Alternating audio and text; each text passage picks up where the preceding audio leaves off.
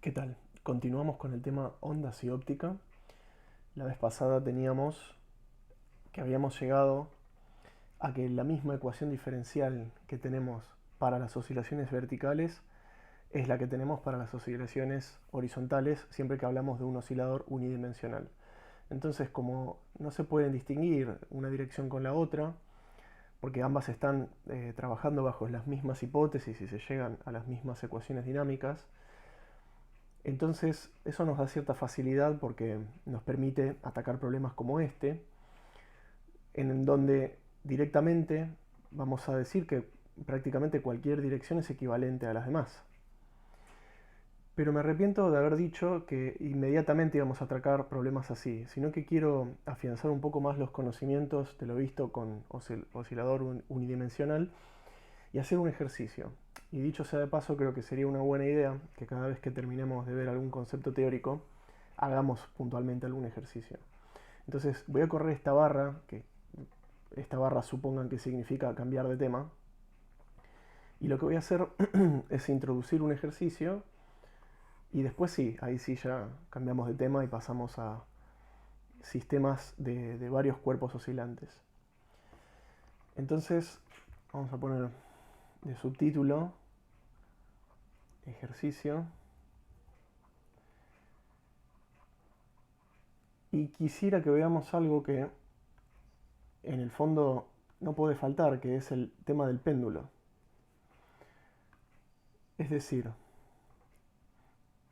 aquella cosa que todos deben de conocer de la escuela, que está sujetada de alguna manera, tiene una especie de hilito, digamos, por donde pende una masa. ¿Sí? Tenemos una masa que puede valer, por ejemplo, m, y está desplazada esta masa respecto a una posición de equilibrio que está en la vertical. Así que bueno, para resolver este ejercicio, lo que tenemos que hacer primero que nada es identificar bien los parámetros que tenemos y trabajar con coordenadas adecuadas. ¿A qué me refiero? A ver, nosotros tenemos de alguna manera un ángulo acá, que le podemos llamar, si queremos pensar como directamente como que es el desplazamiento, o sea, podemos pensar en el desplazamiento angular, lo podemos llamar psi. Entonces, el estudio de las oscilaciones va a ser simplemente el estudio de cómo cambia psi de t, psi en función del tiempo. Ahora fíjense que como vamos a trabajar en la aproximación de pequeñas oscilaciones, pensar en cómo cambia el ángulo es pensar en cómo cambia este cateto, prácticamente. ¿Esto por qué? Porque aproximadamente el seno del ángulo va a ser igual al ángulo. Entonces, bueno, uno naturalmente podría escribir algunas coordenadas. Podría decir, bueno, esto lo llamo, vamos a poner un sistema de coordenadas así, ¿no?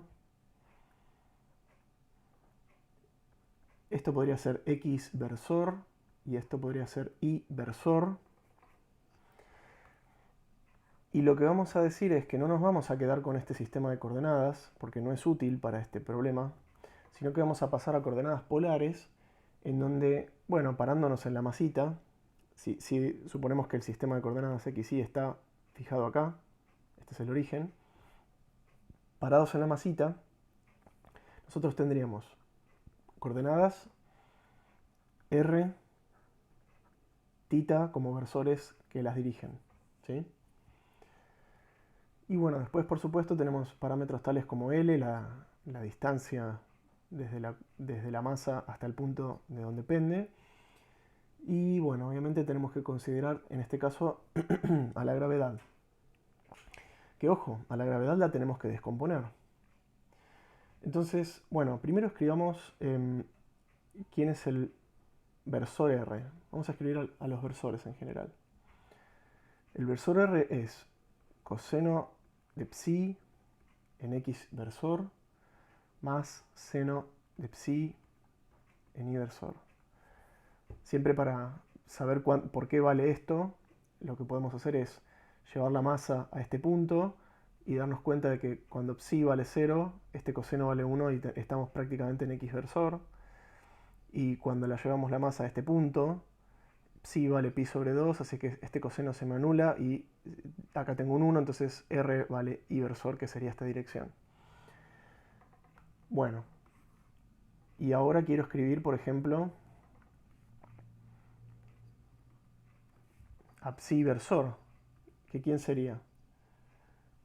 Bueno, va a ser menos seno de tita, de psi, en x versor, más coseno de psi en inversor. Adivinaron todos los que pensaron que había que, entre comillas, derivar a las funciones trigonométricas, pero bueno, yo diría que el truquito infalible es llevar la masa a un punto, llevarla al otro y darse cuenta de cuándo estamos coincidiendo con los ejes. Bueno, entonces yo podría derivar, por ejemplo, a R versor, porque R versor está cambiando en el tiempo, no son versores fijos, ¿sí? No es lo mismo tener a la masa así que tenerla acá, o que tenerla acá. ¿Ok? Entonces este R versor está cambiando y el psi versor también está cambiando. Con lo cual tendría que poder calcular R versor punto. ¿Quién va a hacer eso? Bueno, simplemente estas derivadas, con lo cual voy a obtener, como se imaginarán, psi punto en psi versor. ¿Por qué digo psi punto? Bueno, porque cuando yo derivo el coseno, no lo estoy derivando en términos de psi, lo estoy derivando en términos de t. Entonces, primero tengo que derivar el coseno y luego tengo que derivar el argumento del coseno, que es esta función psi. Y entonces ahí me va a quedar afuera un psi punto. Y lo mismo le va a pasar al coseno. ¿Ok? Entonces ahora cuando derive esta también va a ocurrir lo mismo. Me va a dar psi versor punto.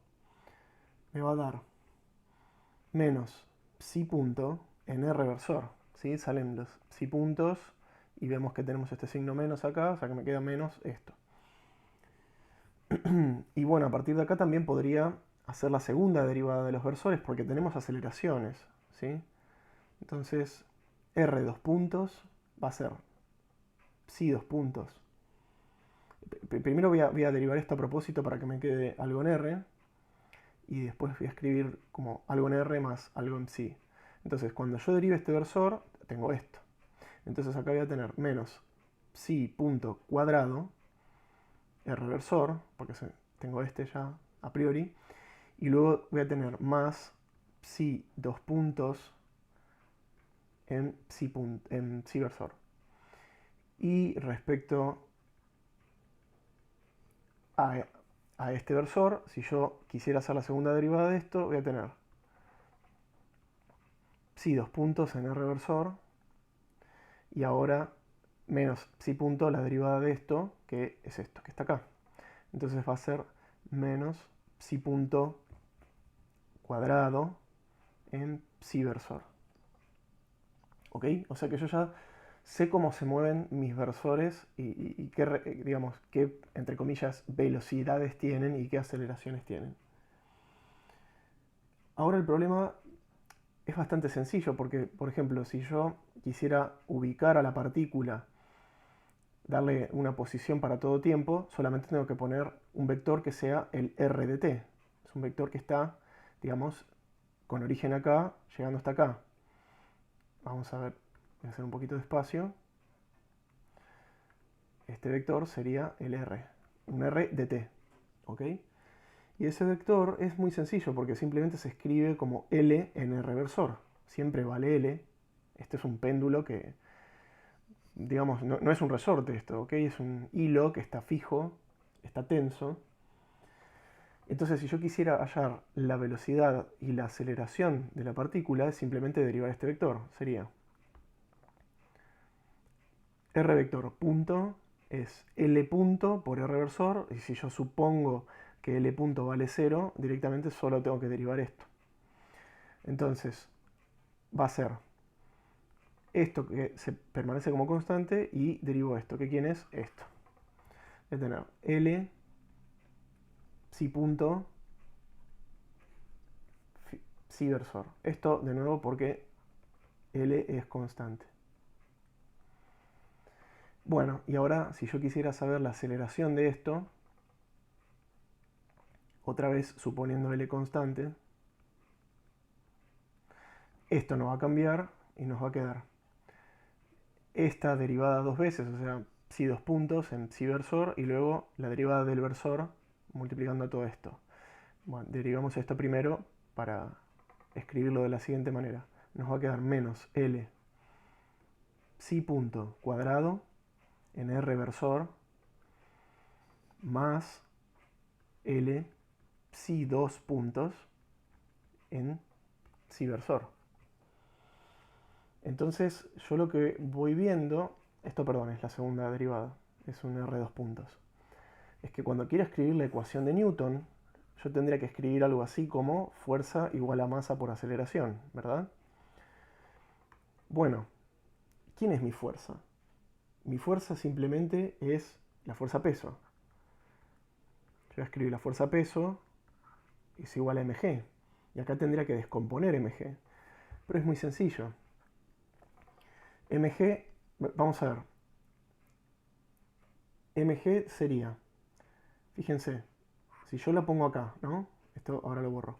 Pero si yo la pongo acá, en el momento que yo aplasto el R con el X versor, que es cuando psi vale 0 como ángulo, entonces en ese caso la G va en R versor, con lo cual tiene que estar asociado al coseno. Tiene que ser M como factor común en general, ¿no? G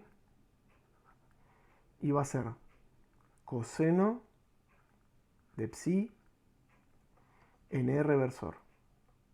Ahora, si yo, por ejemplo, me llevo a la masita para acá arriba, ¿no? Voy rotando, supongamos que puedo rotar y manteniendo este hilo, digamos, tenso, lo roto hasta acá. Ahora, perdón, vamos a llevarlo hasta acá, disculpen, hasta acá. Ahora, ¿qué va a pasar?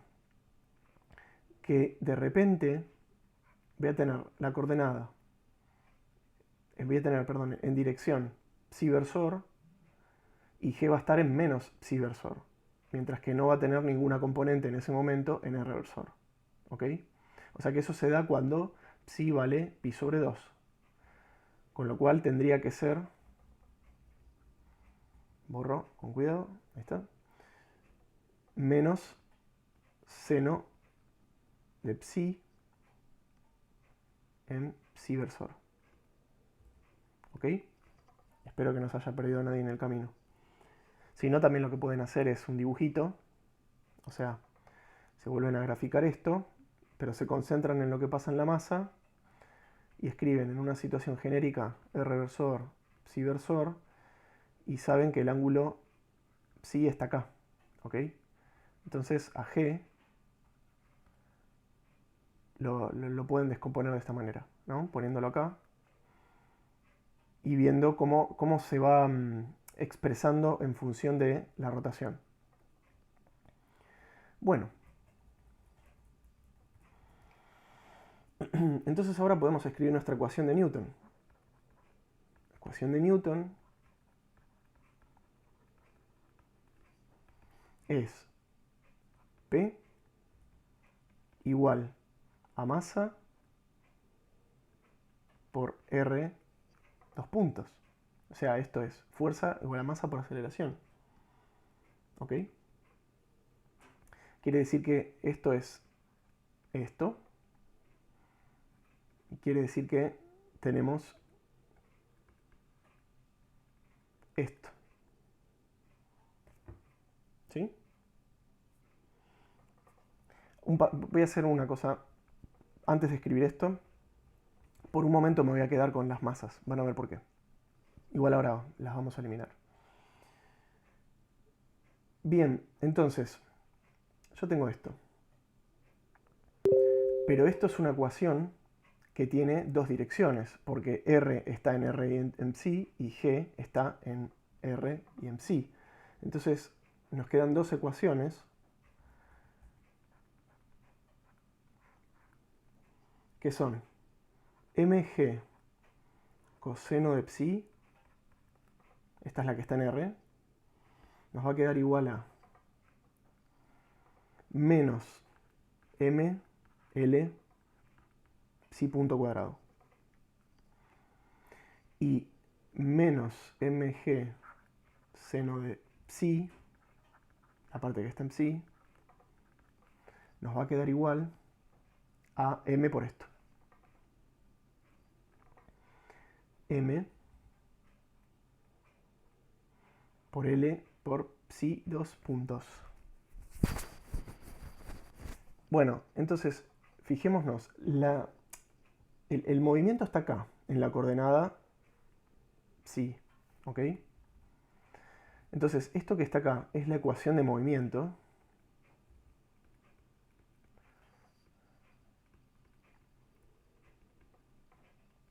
Mientras que esto que está acá es la ecuación de vínculo. Esto es, de alguna manera, lo que nos está describiendo por qué la cuerda permanece tiesa o quieta. O tensa, mejor dicho, esa es la palabra. Ecuación de vínculo. ¿Sí? Entonces, de esta ecuación no nos vamos a ocupar porque la dinámica está acá. Mientras esto permanezca valiendo igual, la dinámica que vamos a estudiar está acá. Entonces, como vimos recién, ahora sí, vamos a eliminar las masas porque no nos aportan nada. Interesante el hecho de que la ecuación de movimiento no dependa de la masa. Entonces, bueno, trabajando con ella, vemos que menos g seno de psi vale L psi 2 puntos. Y entonces voy a dividir por L y pasar esto sumando. Nos queda psi 2 puntos más g sobre L seno de psi igual a 0. Esto que está acá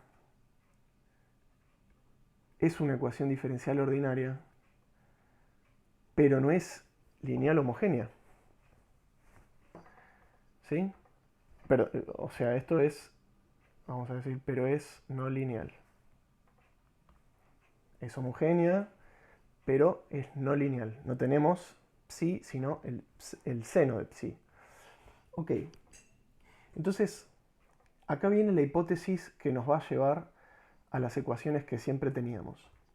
Suponemos hipótesis de pequeñas oscilaciones. Esto siempre hay que hacerlo, porque siempre en estos problemas lo que va a ocurrir es que nos va a quedar una ecuación diferencial que no es lineal, y bueno, la forma en la que la linealizamos es asumiendo pequeñas oscilaciones. Esto, obviamente, yo creo que les mencioné en un momento que hay una rama de la dinámica que es la dinámica no lineal, en donde se estudian las soluciones exactas de estas cosas, y de hecho las soluciones de esto son las que se llaman del tipo funciones elípticas de Jacobi, cosas que son bastante más complejas que lo que estamos viendo. Pero bueno, nosotros vamos a asumir que para pequeñas oscilaciones el seno del ángulo es aproximadamente igual al ángulo. ¿Ok? O sea, estamos diciendo que de alguna manera que este cateto que está acá, que se nos está formando con el triángulo rectángulo este que inscribimos acá, es lo mismo que el ángulo. ¿Sí? O sea que estudiar cómo se desplaza esta masita es como si yo dijera que se está desplazando horizontalmente. Como que si yo desde el medio dijera, bueno, lo que estudio son estos desplazamientos así. ¿Ok? Y no esto. Bien. Espero se haya entendido la idea. Entonces, una vez que hacemos eso, ahora sí ya podemos llegar a nuestra ecuación diferencial ordinaria de orden 2. Y lineal, homogénea. Fíjense que en este caso no puse la viscosidad. Lo hice para que el ejemplo sea un poco más simple. Pero obviamente vale todo igual en el caso de que tengamos la viscosidad. Bueno, y ahora sí ya podemos trabajar con lo que conocíamos. Entonces, las soluciones de estas cosas, ya sabemos que tenemos que proponer eh, una solución, enchufarla acá, nos quedará un polinomio característico y demás. Entonces, vamos a bautizar omega 0 cuadrado al g sobre L que está acá. Esta va a ser, digamos, nuestra frecuencia natural. Con lo cual nuestra ecuación ahora se escribe de esta manera.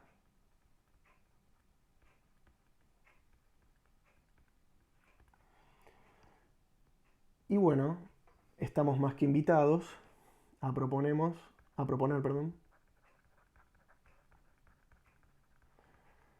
proponer este tipo de solución.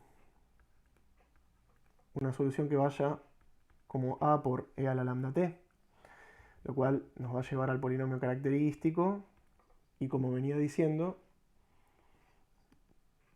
como venía diciendo, vamos a hallar los lambdas tales que se satisface esto. O sea, nos va a quedar lambda cuadrado más omega 0 cuadrado igual a 0. ¿Sí? Porque tenemos a por e a la lambda t, todo eso es factor común, se va. O también, dicho de otra manera, se tiene que cumplir para todo t. Así que no puede depender de t. Bueno, entonces el lambda es ni más ni menos que la solución positiva y negativa de i omega. ¿Ok? Acuérdense que, bueno, i omega sería i raíz de g sobre l. Bien.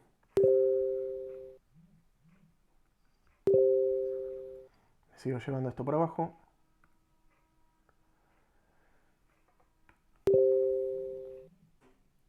¿Y qué tenemos entonces? Que psi de t se puede escribir como una combinación lineal de a por e a la i omega t, omega 0t, perdón, más b por menos i omega 0t. Bueno, entonces acá uno diría, bueno, tengo la solución general del problema, pero estos problemas en rigor se resuelven siempre y cuando yo introduzca condiciones iniciales. Porque hay algo que no dije hasta acá, y es que nuestros problemas tienen ciertas condiciones de partida. ¿Sí? Es decir, yo estoy estudiando un péndulo, pero tengo que saber en qué condiciones está de partida. Si yo el péndulo, por ejemplo, lo desplazo hasta acá, ¿sí? Y lo suelto, estoy dando condiciones iniciales tales que tenemos un psi 0, o sea que sería un psi de t igual a 0, y además una velocidad, por así decirlo, que sería un psi punto sub 0, que sería el psi punto en t igual a 0, que en este caso valdría 0, cuando yo lo sujeto hasta acá y lo suelto. O también podríamos tener una situación en donde a nuestro péndulo lo tengamos, digamos, parado en el origen y lo golpeamos. Le pegamos una patadita y arranca con una velocidad inicial no nula, pero arranca con una posición inicial nula. ¿Ok? O también podríamos tener un caso en donde tengamos todo no nulo. Entonces, nosotros tendríamos que poder identificar, esto es general. Ahora, la pregunta es, en este ejercicio particular, ¿qué condiciones iniciales teníamos? Bueno, yo voy a suponer que son las siguientes. Suponemos... Esto, a ver, cuando yo digo suponemos no es que las estoy inventando, sino que en teoría cuando a nosotros nos dan un ejercicio ya nos las dan como datos del problema, ¿sí? Yo las voy a resolver, digamos, voy a resolver esto en general para condiciones iniciales no triviales y les voy a mostrar los casos en donde tenemos algunas que se anulan o ambas a la vez. Suponemos condiciones iniciales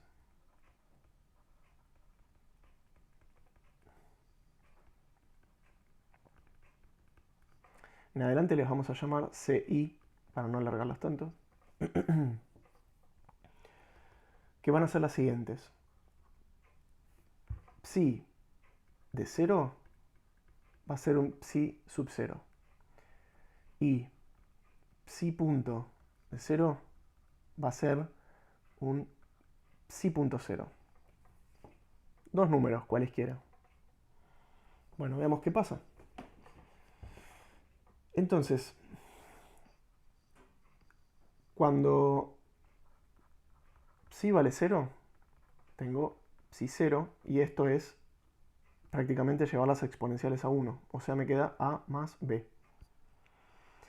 Y por otro lado,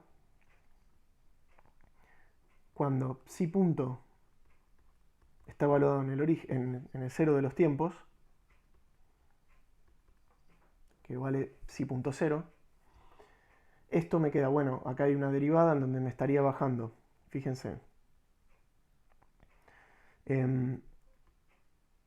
i omega 0 a menos i omega 0 b. ¿Ok? Bueno, entonces yo tendría que poder escribir un sistema de ecuaciones lineales como el que viene ahora.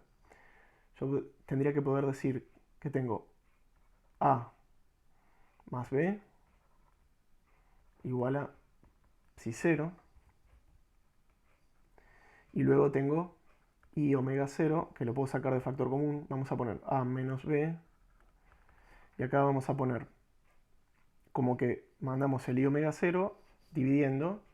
Entonces, si yo tengo esto dividiendo, para llevar el i para arriba, tendría que multiplicar y dividir por i. Entonces acá voy a ganar un menos i. ¿Sí? Bueno, entonces tengo menos i, menos i, esto dividido omega 0. Bueno, esto se resuelve muy fácil, ¿no? Hacemos la semisuma y la semirresta. Entonces, ¿qué tenemos? A ver. Si yo sumo estas dos ecuaciones, se me van las b's, me queda 2a igual a esto más esto. O sea que yo tengo que a es un medio de esto más esto. Y b, hago el mismo truco pero con resta, se me van las a's y me va a quedar un medio de esto más esto. Y fíjense qué curioso, porque si estas cosas son reales, tanto a y b tienen parte compleja.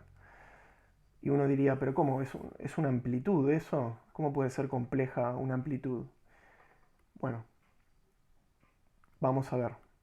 Primero que nada, yo no dije en ningún momento cuál es la naturaleza de a y b. Yo lo que dije es, esto que está acá, esto que está acá es una ecuación diferencial ordinaria de orden 2 lineal homogénea. Y la palabra lineal lo que dice es que la suma de soluciones es solución y que una combinación lineal de soluciones es solución.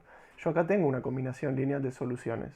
Nadie dice que estas a y b sean reales. La combinación lineal la puedo escribir con complejos también. Y acá lo estamos viendo. Igual el típico truco de estas cosas es, después, si hallamos una solución general, tomamos parte real, y como la suma de soluciones es solución, si yo tengo una solución se escribe como una parte real de esa solución más una parte imaginaria, lo único que tengo que hacer es, o sea, acá tengo una especie de combinación lineal también de soluciones, así que me quedo con una y listo, me quedo con la parte real. Bueno,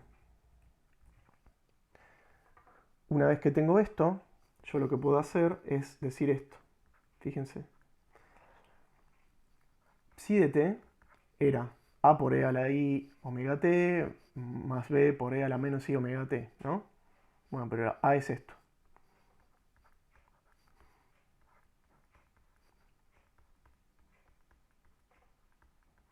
Van a ver que no va a quedar mal. Ya les voy a mostrar. Y ahora tengo un medio de esto.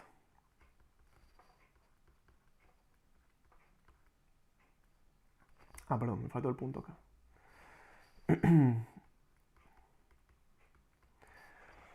Bien. Entonces, ¿qué puedo hacer? Tengo el psi 0 y puedo juntar todo lo que tenga que ver con psi 0 y tengo esto y psi punto 0 sobre omega 0 también lo puedo juntar. Entonces me va a quedar. Ya alguno quizás sabrá, ya habrá adivinado por dónde voy. Entonces yo voy a poner así, voy a poner psi 0 como factor común de e a la i omega t más e a la menos i omega t sobre 2. Esto se va a convertir en un coseno, ¿sí? Y voy a poner i, perdón, voy a poner, vamos a hacerlo en un paso y ahora lo borro algo.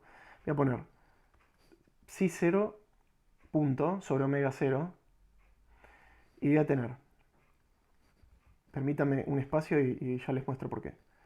E a la i omega 0t menos e a la menos i omega 0t. Tengo el 2 y tengo este i que está acá. Tengo un menos i, perdón, que está acá. Y en realidad ahora me arrepiento de haberlo subido, ¿sí? Porque en realidad este i, si yo vuelvo a multiplicar y dividir por i, baja otra vez, digamos, y pierdo este menos. O sea que lo que tengo acá es un 2i. Y esto que está acá es la definición de un seno. ¿Se dan cuenta? O sea que al final me quedó todo real. O sea que el problema es sencillamente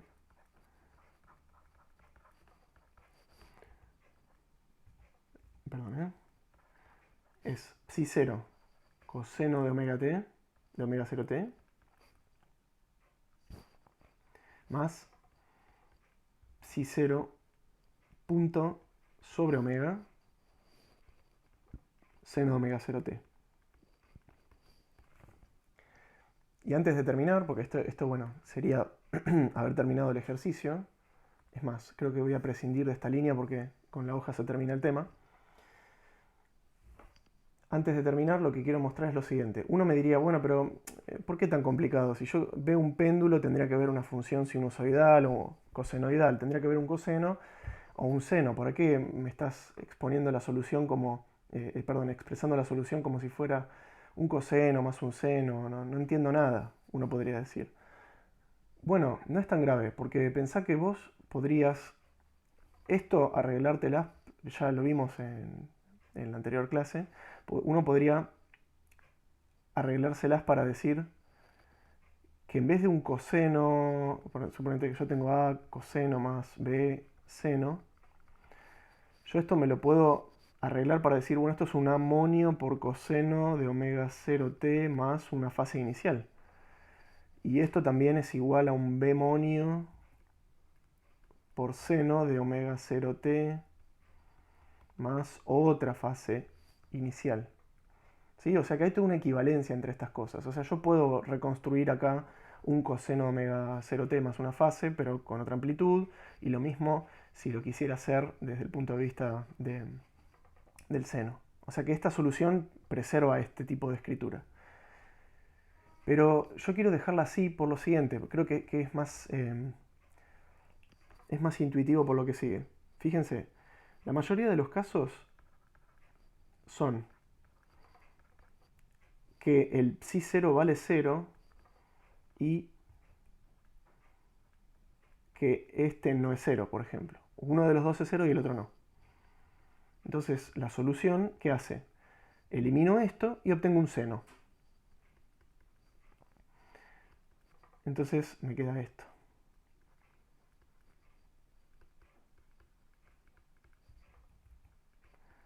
De otra manera yo tendría que juguetear siempre con fases que nunca me voy a terminar de sacar de encima.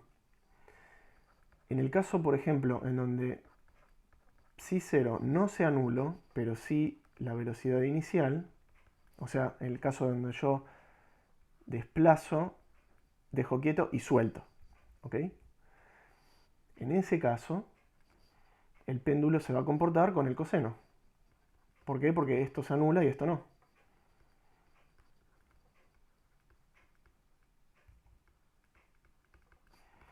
Y fíjense que esto también conserva el caso trivial dentro de todas las posibilidades. Porque yo tengo que si ambas condiciones iniciales son 0, es decir, el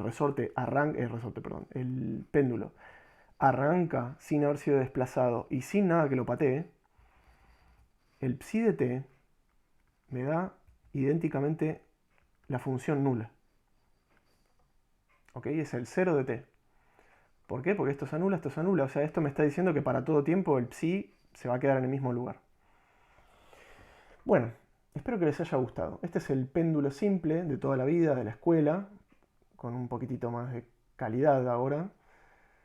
Pero creo que el gran problema de esto es nada más plantear bien el sistema de coordenadas, pasar a coordenadas polares, saber hacer la aproximación adecuadamente de pequeñas oscilaciones, y ya después es lo mismo de siempre. Y lo que introdujimos nuevo como conocimiento es el tema de las condiciones iniciales. ¿Sí? Esto va a aparecer en realidad siempre. Siempre que tengamos ecuaciones diferenciales, vamos a tener condiciones iniciales. Si es de orden 1, tenemos una condición inicial. Si es de orden 2, tenemos 2. Si es de orden n, tenemos n condiciones iniciales.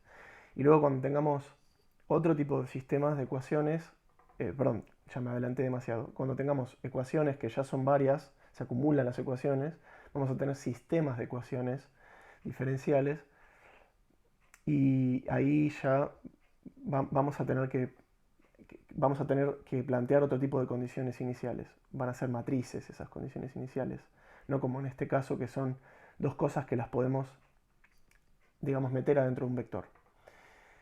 Así que bueno, gente, espero que les haya servido para aclarar un poco más sobre este tema y la vez que viene ya sí empezamos con sistemas de n igual a 2 en adelante, ¿sí? Osciladores, o sea, n osciladores genéricos, no uno necesariamente.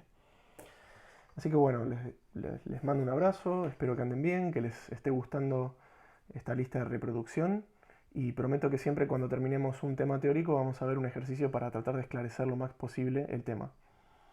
Bueno, saludos.